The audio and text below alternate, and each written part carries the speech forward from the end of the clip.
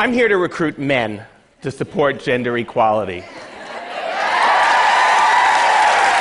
Wait, what?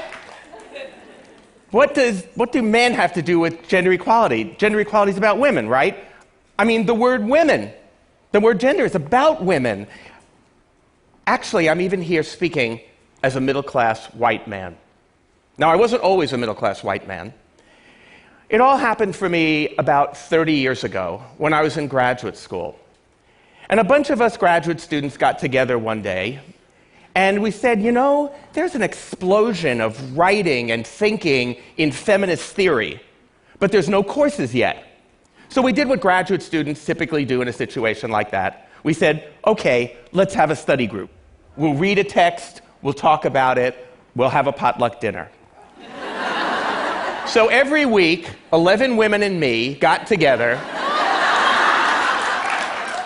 We would read some text in feminist theory and have a conversation about it.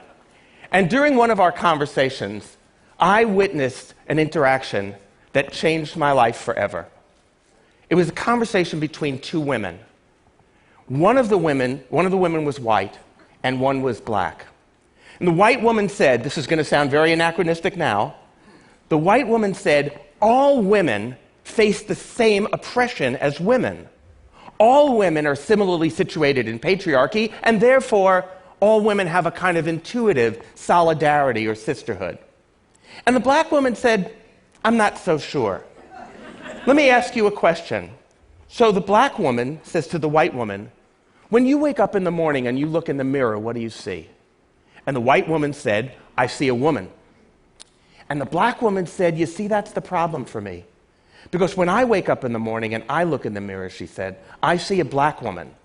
To me, race is visible. But to you, race is invisible. You don't see it. And then she said something really startling. She said, that's how privilege works. Privilege is invisible to those who have it. It is a luxury, I will say, to the white people sitting in this room, not to have to think about race every split second of our lives. Privilege is invisible to those who have it. Now remember, I was the only man in this group. So when I witnessed this, I went, oh no. And somebody said, well, what was that reaction? And I said, well, when I wake up in the morning and I look in the mirror, I see a human being. I'm kind of the generic person. You know, I'm a middle-class white man. I have no race, no class, no gender. I'm universally generalizable. So I like to think that was the moment I became a middle-class white man. That class and race and gender were not about other people. They were about me. I had to start thinking about them. And it had been privileged that it kept it invisible to me for so long. Now, I wish I could tell you the story ends 30 years ago in that little discussion group. But I was reminded of it quite recently at my university where I teach. I have a colleague, and she and I both teach the sociology of gender course on alternate semesters. So she gives a guest lecture for me when I teach. I give a guest lecture for her when she teaches. So I walk into her class to give a guest lecture, about 300 students in the room. And as I walk in, one of the students looks up and says, oh, finally, an objective opinion. All that semester, whenever my colleague opened her mouth, what my students saw was a woman. I mean, if you were to say to my students, there is structural inequality based on gender in the United States, they'd say, well, of course you'd say that. You're a woman. You're biased. When I say it, they go, wow, is that interesting? Is that going to be on the test? How do you spell structural? So I hope you all can see this is what objectivity looks like. Disembodied Western rationality. And that, by the way, is why I think men so often wear ties. Because if you are going to embody disembodied Western rationality, you need a signifier. And what could be a better signifier of disembodied Western rationality than a garment that at one end is a noose and the other end points to the genitals?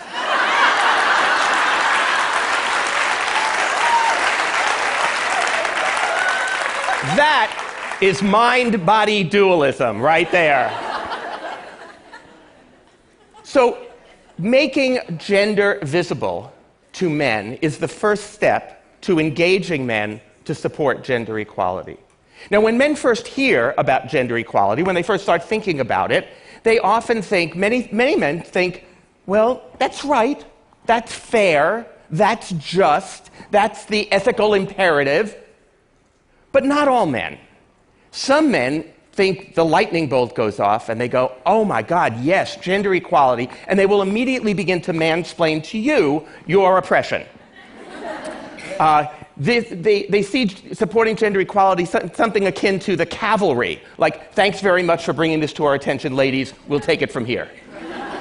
This results in a syndrome that I like to call premature self-congratulation. There's another group, though, that actively resists gender equality, that sees gender equality as something that is detrimental to men. I was on a TV talk show opposite 4 white men. This is the beginning of the book I wrote, Angry White Men. These were 4 angry white men who believed that they, white men in America, were the victims of reverse discrimination in the workplace. And they all told stories about how they were qualified for jobs, qualified for promotions. They didn't get them. They were really angry. And the reason I'm telling you this is I want you to hear the title of this particular show. It was a quote from one of the men. And the quote was, "A black woman stole my job." And they all told their stories, qualified for jobs, qualified for promotions, didn't get it, really angry. And then it was my turn to speak. And I said, I have just one question for you guys. And it's about the title of the show. A black woman stole my job. Actually, it's about one word in the title. I want to know about the word my. Where did you get the idea it was your job? Why isn't the title of the show A Black Woman Got the Job or A Black Woman Got a Job? Because without confronting men's sense of entitlement, I don't think we'll ever understand why so many men resist gender equality.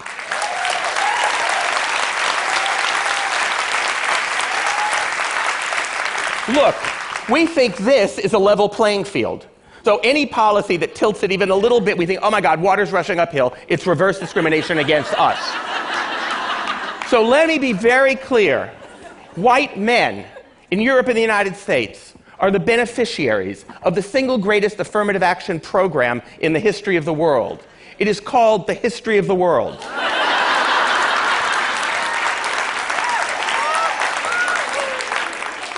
So, now I've established some of the obstacles to engaging men, but why should we support gender equality? Of course, it's fair, it's right, and it's just. But more than that, gender equality is also in our interest as men. If you listen to what men say about what they want in their lives, gender equality is actually a way for us to get the lives we want to live. Gender equality is good for countries. It turns out, according to most studies, it turns out that those countries that are the most gender equal are also the countries that score highest on the happiness scale. And that's not just because they're all in Europe. Even within Europe, those countries that are more gender equal also have the highest levels of happiness. It is also good for companies.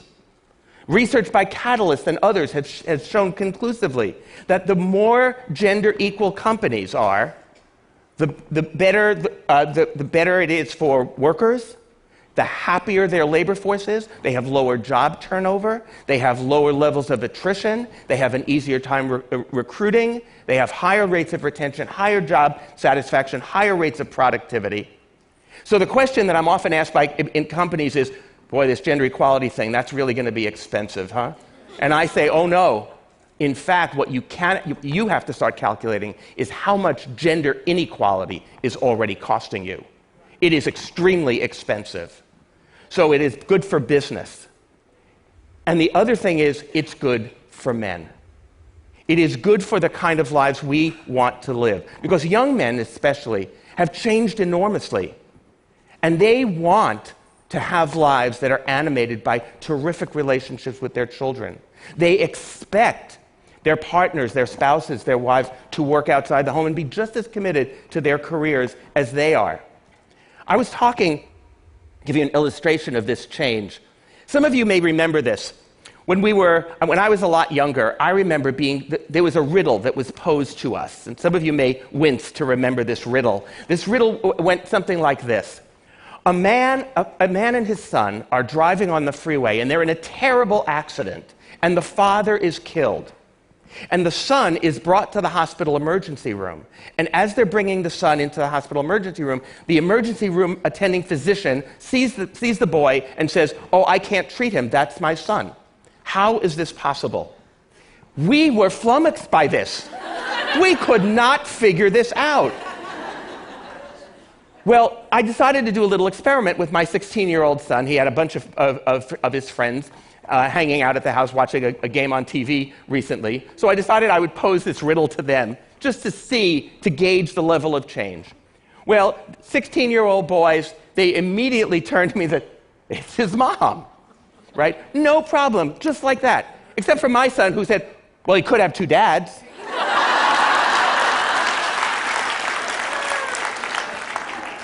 That's an indicator of how things have changed. Younger men today expect to be able to balance work and family. They want dual career couples. They want to be able to balance work and family with their partners. They want to be involved fathers. Now, it turns out that the more egalitarian our relationships, the happier both partners are. Data from psychologists and sociologists are quite persuasive here. I think we have the persuasive numbers, the data, to prove to men that gender equality is not a zero-sum game, but a win-win. Here's what the data show. Now, when men begin the process of engaging with balancing work and family, we often have two phrases that we use to describe what we do. We pitch in and we help out. And I'm going to propose something a little bit more radical. One word, share. Because here's what the data show. When men share housework and childcare, their children do better in school. Their children have lower rates of absenteeism, higher rates of achievement. They are less likely to be diagnosed with ADHD. They are less likely to see a child psychiatrist. They are less likely to be put on medication. So when men share housework and childcare, their children are happier and healthier. And men want this. When men share housework and childcare, their wives are happier. Well, duh. Not only that, their wives are healthier. Their wives are less likely to see a therapist, less likely to be diagnosed with depression, less likely to be put on medication, more likely to go to the gym. Report higher levels of marital satisfaction. So when men share housework and childcare, their wives are happier and healthier. And men certainly want this as well. When men share housework and childcare, the men are healthier.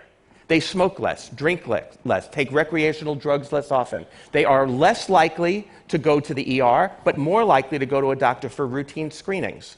They are less likely to see a therapist, less likely to be diagnosed with depression, less likely to be taking prescription medication.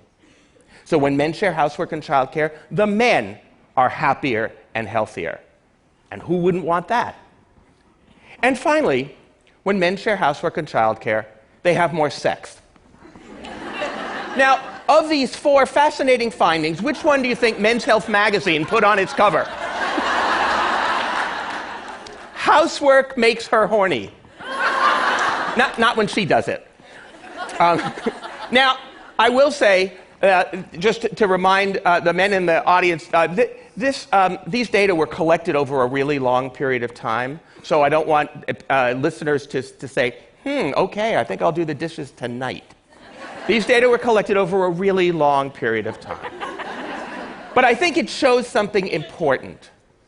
That when Men's Health magazine put it on their cover, they also called it, you'll love this, chore play. So, what we found is something really important. That gender equality is in the interest of countries, of companies, and of men, and their children, and their partners. That gender equality is not a zero-sum game, it's not a win-lose, it is a win-win for everyone. And what we also know is we cannot fully empower women and girls unless we engage boys and men. We know this. And my position is that men need the very things that women have identified that they need to live the lives they say they want to live in order to live the lives that we say we want to live.